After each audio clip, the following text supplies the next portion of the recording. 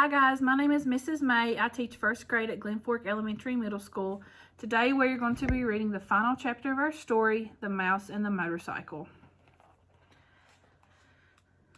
Chapter 13, A Subject for a Composition. Ralph was a hero in the mouse hole that night. His admiring relatives gathered around begging to hear the story of his adventures. Ralph could not help bragging a little as he told the story of his travels, beginning with the search of the second-floor rooms, skipping the part about the teacher trapping him under a drinking glass, and ending with Keith's taking the aspirin and finally falling asleep. But are you sure it really was an aspirin tablet? Ralph's mother could always find something to worry about. Are you sure it wasn't some other kind of pill? Keith put it on the bedside table and refused to take it until his mother saw it, explained Ralph. At first, his mother and father got pretty excited and thought he was out of his mind from the fever when he started telling them there was an aspirin on the table. Then, when they saw the pill and could tell from the letters on it that it really was an aspirin, they decided the night clerk must have found it and brought it up. They thought the windows rattled so much that they did not hear his knock. "Oh, Ralph, I am so proud of you," said his mother with a sigh of relief while his brothers and sisters and cousins stared at him with shining eyes.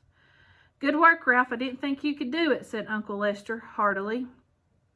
"I feel much better about room service now that we have left an aspirin for a tip," said Ralph's mother. "I feel that at last we have done the right thing. Our Ralph is growing up," said Aunt Sissy. "Yes, Ralph is growing up," agreed his mother with a sad note in her voice. "It's hard to believe. It seems only yesterday that he was a tiny pink mouse without any hair." Naturally, this embarrassed Ralph, but now that his mother had finally admitted he was growing up, he decided to make the most of this moment. "Now I can go down to the first floor by myself?" he asked eagerly. "We'll see," said his mother, looking worried once more. "Nonsense," said Uncle Lester. "Of course he may go. Ralph has shown that he can be a very responsible mouse." "I guess you're right," agreed Ralph's mother nervously. "Oh boy," exclaimed Ralph. "Tell us again how you climbed down the vine and the owl nearly got you," begged a cousin. "No, tell us again how the ambulance got stuck in the crack," said another. "No, tell the part about how you got the dog to bark," pleaded a third. The only flaw in the evening for Ralph was the fact that he had not found the motorcycle on his travels through the hotel. Keith slept soundly, and the next morning, although he still had a temperature, Ralph was pleased to see he was feeling much better. "Do you hurt any place?" Mrs. Gridley asked anxiously, after she had given her son an aspirin brought by the milkman. "Is your throat sore? Does your stomach ache?"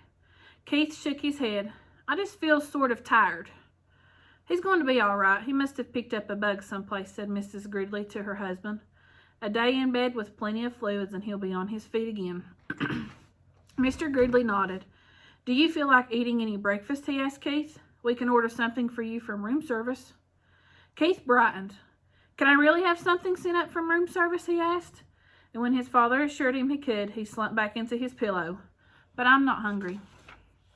"Some orange juice would be good for you," suggested his mother.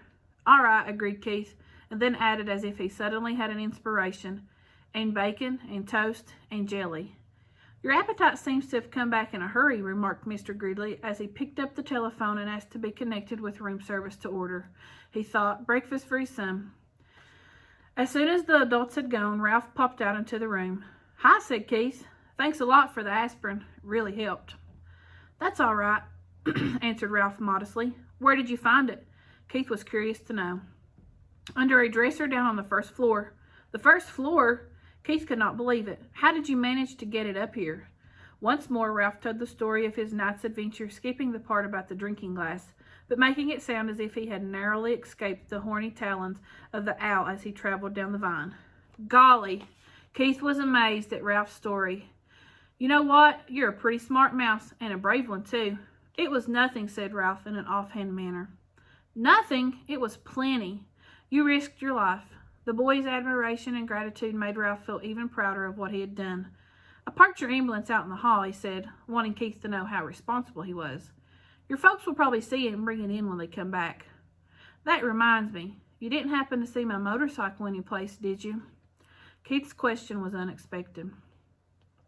"Well, no, I didn't," Ralph suddenly felt less proud of himself.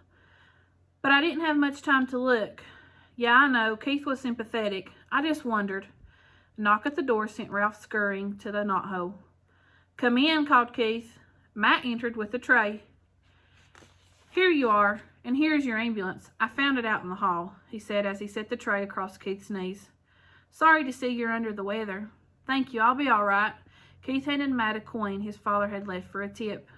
"And thanks for bringing in my ambulance." Matt pocketed the coin. "Thank you," he said. "And by the way, this doesn't happen to be yours, does it?" He pulled the little motorcycle out of his pocket. Ralph was so excited he almost fell out of the knothole.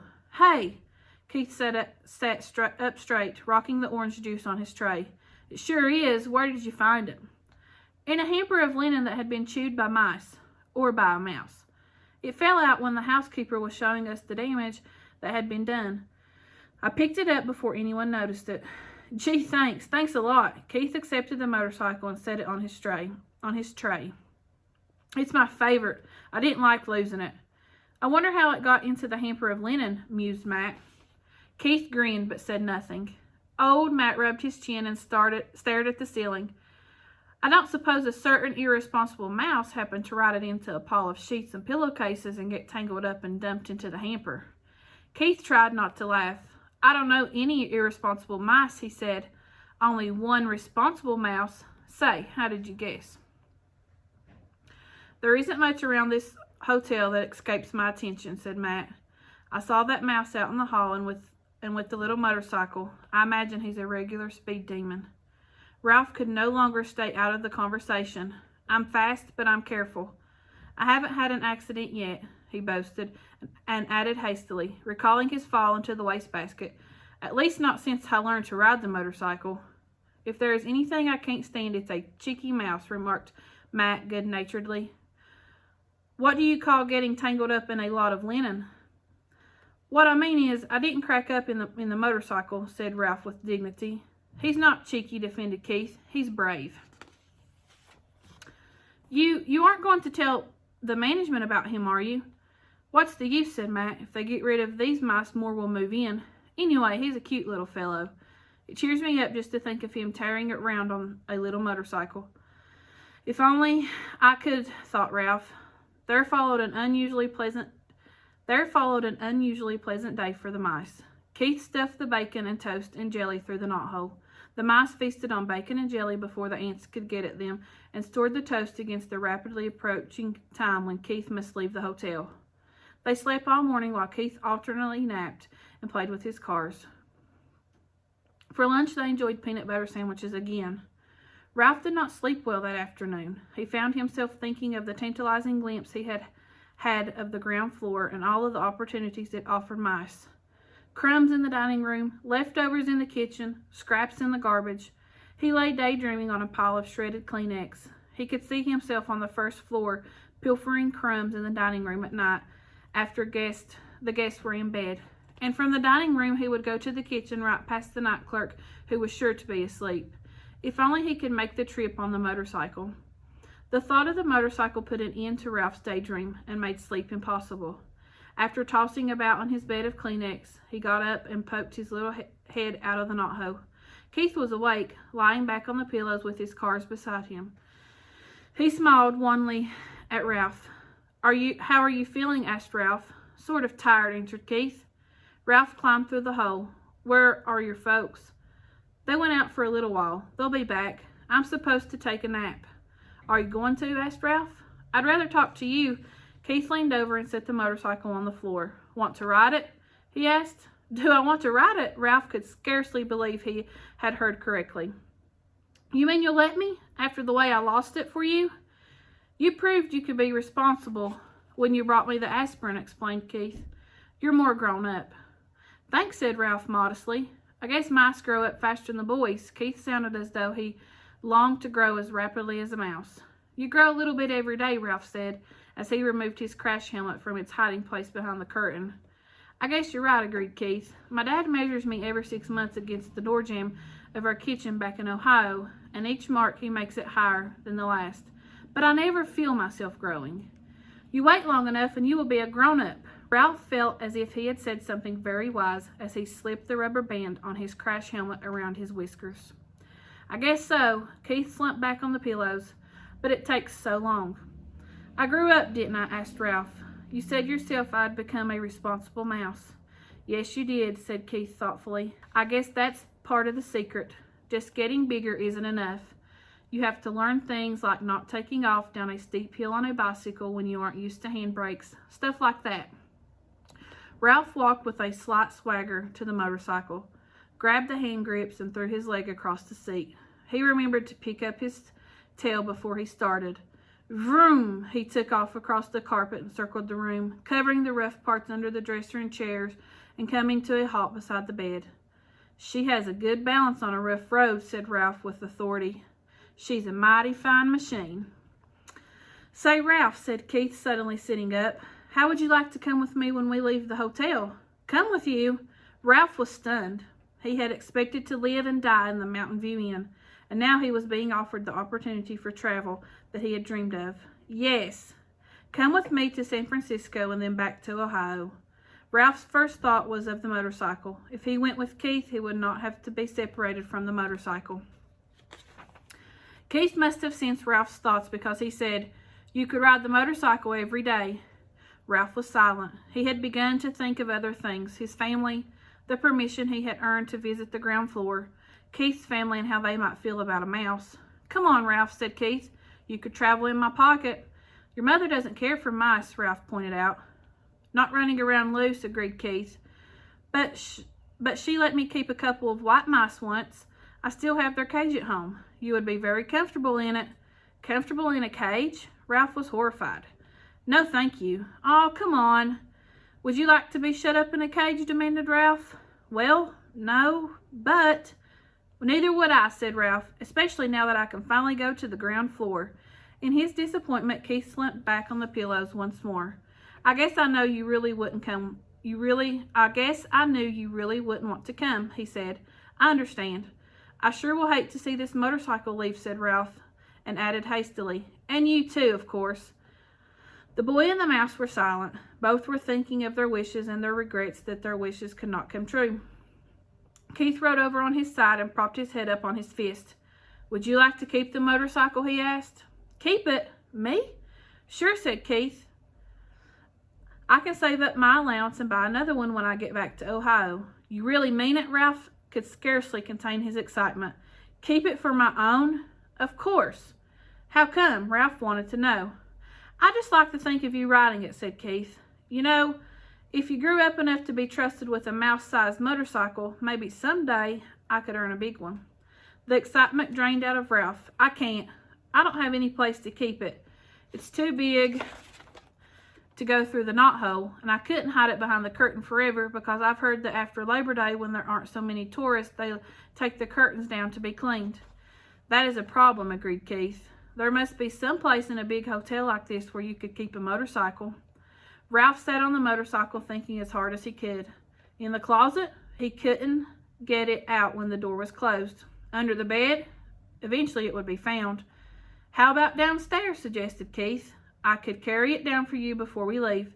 There must be a good hiding place down there someplace. There's that big old clock my ancestors ran up, said Ralph thoughtfully. Nobody ever cleans it under it, but frankly, I don't care to have it striking over my head. Keith thought a while. How about that big television set in the lobby, he asked.